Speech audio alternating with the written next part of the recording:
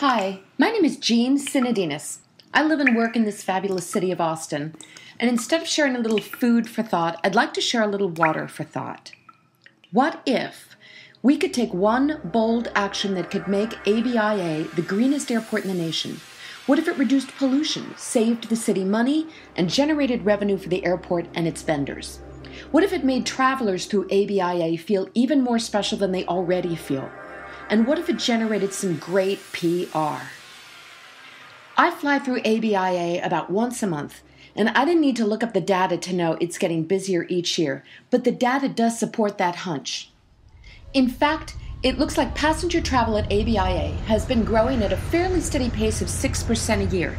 At this rate, over 10 million passengers will travel through ABIA in 2013, and that's great for Austin, and that's great for the airport. Austin's brand is awesome. We're in the live music capital of the world, but we're also populated by highly educated, progressive, weird, and wonderful people. And our support of local business isn't just lip service.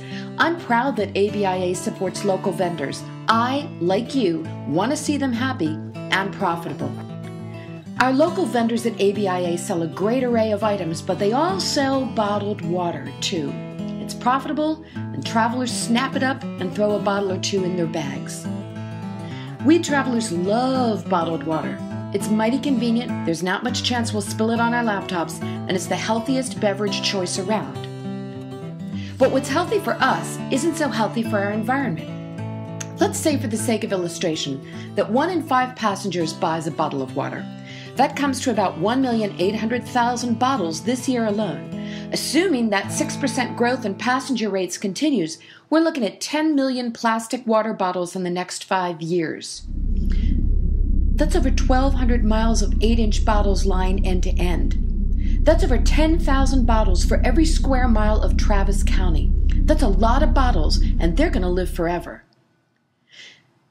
And where are all these bottles going?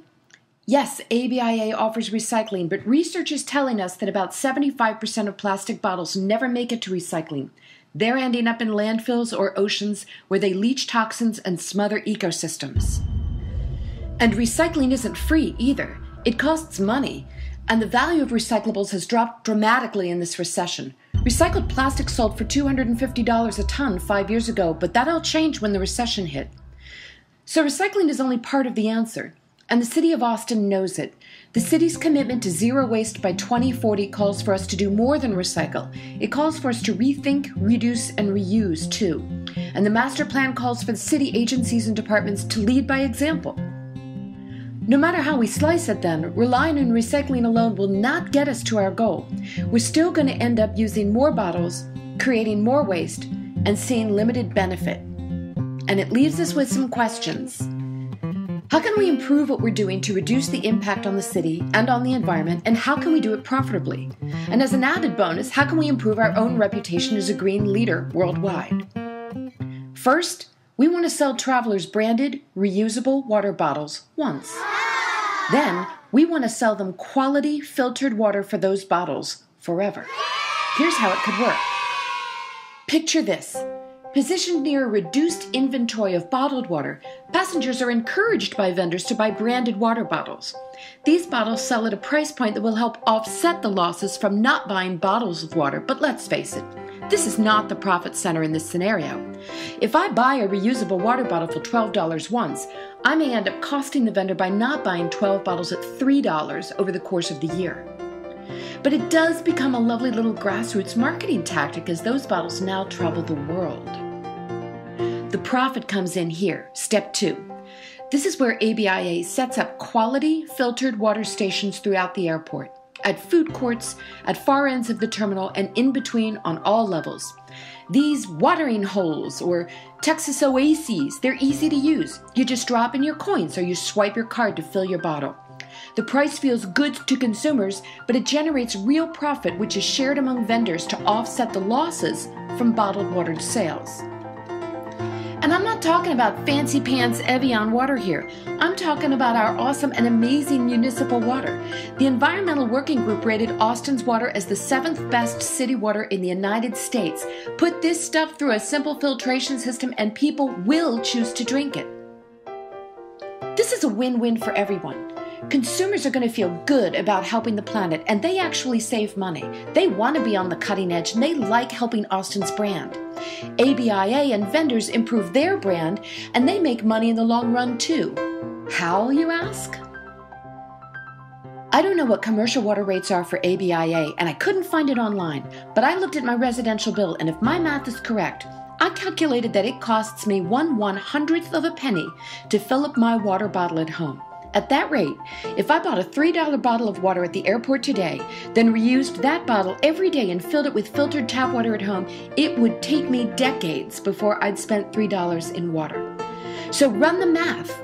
Find out what your rates are. You are definitely going to make money on a 50-cent refill of water in people's bottles.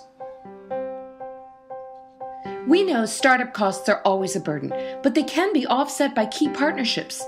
Partnering with a company like Brita, for instance, also ensures that consumers will immediately trust that they're getting quality filtered water. And don't forget, it might be worth exploring the possibility of letting local vendors co-brand those bottles they sell. Obviously, I think this is a great idea, and it's perfect for Austin's culture and brand. But I also know that we're asking people to change their behavior here. We're asking them to move away from the convenience of bottled water. Now, the research on behavior change tells us that that doesn't happen overnight. It takes targeted messaging and marketing that appeal to both logic and emotion and connects to people's values. It takes the same kind of thinking that went into the Don't Mess with Texas campaign, which radically reduced litter in this state. But Austin is poised to make this kind of change. And a campaign to raise awareness and persuade travelers to embrace this change will support success and dramatically improve outcomes. You might be starting to ask a few questions right about now, like, what's to prevent someone from bringing in their own water bottle? Well, the answer is nothing. In fact, they can do it now. Remember, the profit, though, is in the water stations, not the bottles. Or you might be asking, what's keeping someone from filling their bottle at a water fountain or in the bathroom? Again, nothing. They can do that now. But they don't. And that's because for the last 20 years, people have been sold the notion that water fountains deliver lousy water. They say it tastes funny, it's substandard. And consumers today are demanding quality water that they think can only come from a bottle or a water cooler. But now we can dispense filtered quality water, and people will trust it in ways that they never will trust a water fountain. There is no doubt that deeper analysis is needed to confirm the viability of this idea. We need better numbers, and the data aren't available to me. We need to know, for instance, what would it cost to get this off the ground? How would bottles and water need to be priced so that consumers will adopt this model and vendors will make a profit? How can we estimate how much litter would be reduced? And how would that translate into savings for the city? And what would be the value of the public relations to Austin and ABIA for adopting this unique green initiative? Personally, I'd say that's pretty priceless. So yep, the next step would probably require a bit of research and number crunching. But think about it this way. You probably don't know anyone who doesn't have a couple of reusable water bottles. We use them in hikes, we use them at the gym, in the car, we use them whenever we're on the go. So why aren't we using them in airports when we travel? For all of the challenges posed by a venture like this, the benefits to passengers, to the airport, to the city, to the planet, they're pretty interesting, aren't they? Good ideas are worth exploring, and I hope you think this is as good an idea as I do. I thank you so much for your time. Thanks for a great airport, and thank you Nancy Coplin at ABIA for all those bookings, because yes, I play music here in town too. But if you have any questions or comments about this pitch, please don't hesitate to contact me. I am at your service.